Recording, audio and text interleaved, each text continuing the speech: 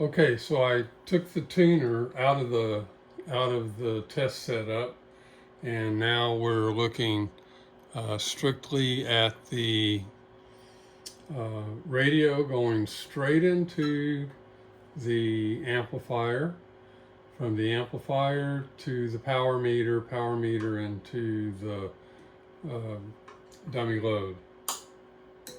Getting 50 watts out on 5 watts in. And according to the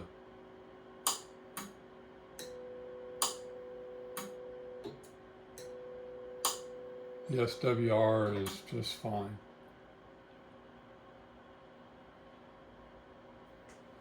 I'm going to give it 10.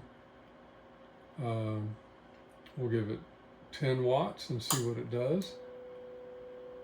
And we're good. We're 100 watts out.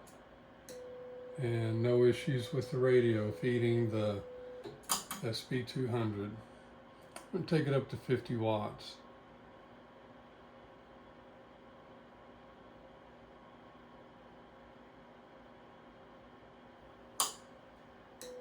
Oh, I forgot to change there we go. And there we go, 500 watts out. Let's give it another 10 watts input excitation. So the grid's getting a little high.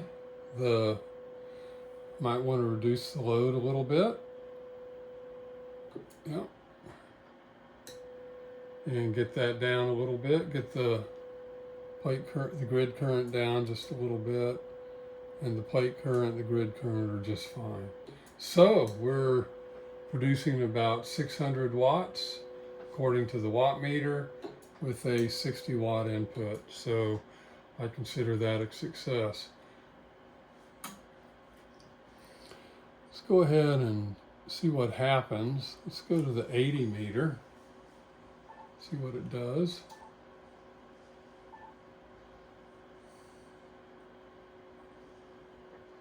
Drop this down to 5 watts.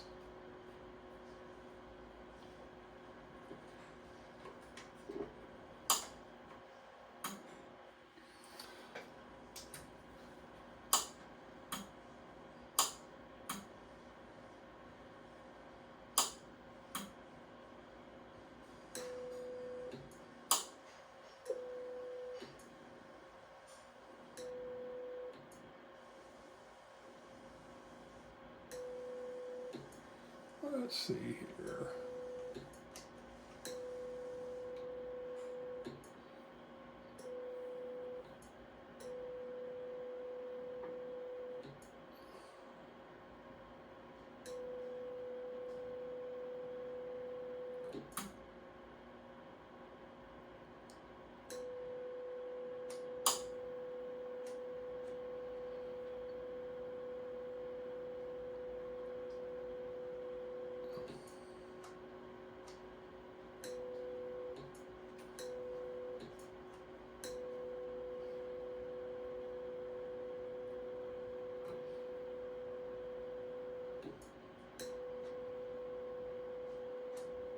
So I can get close to 50 watts on the 80 meter band. It's about 45 watts with 5 watts input. See if I can, that's about as much as we're going to get. Well, there's close to 50 there, close to 50, and the grid and plate are just fine. Let's give it 10 watts.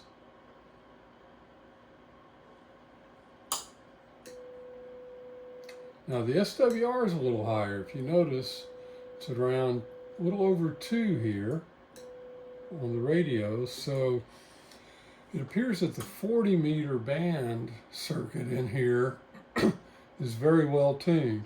The 80 meter is not so much. It's still below 3, but you can see that the SWR is up to a little over 2, but I'm still getting, yeah, for 10 watts in, I mean, see, I'm getting quite a lot, so it's loaded pretty heavy. Let's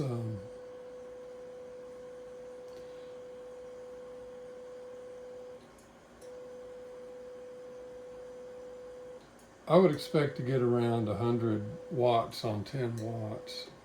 And the amplifier is probably going to be a little happier if I unload it a little bit and don't push it. So there we have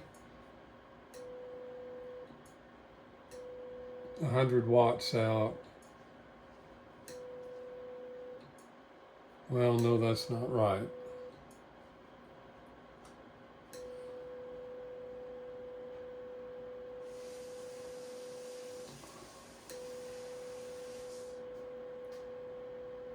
Yeah, I'm only able to get about 85 to 90 watts.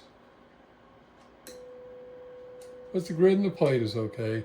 85 to 90 watts on 10 watts input. Let's take it up to 25. Let's take it up to 30. See what we get. So we're getting close to 300 watts. About 280, 290. The grid and plate are okay.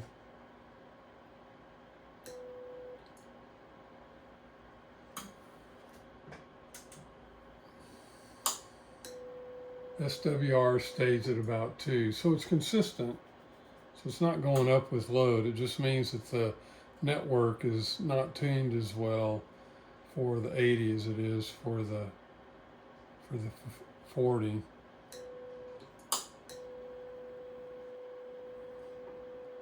Drop the plate current just a little bit. It's about as good as I can go. Now let's take it up to 60 input, see what we get.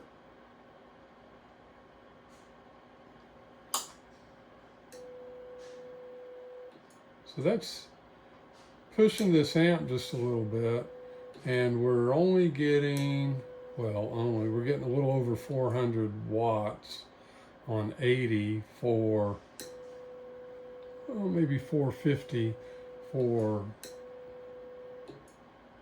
60 watts in, and our SWR is about 2.5. I'm going to try 70 watts in and see what it does.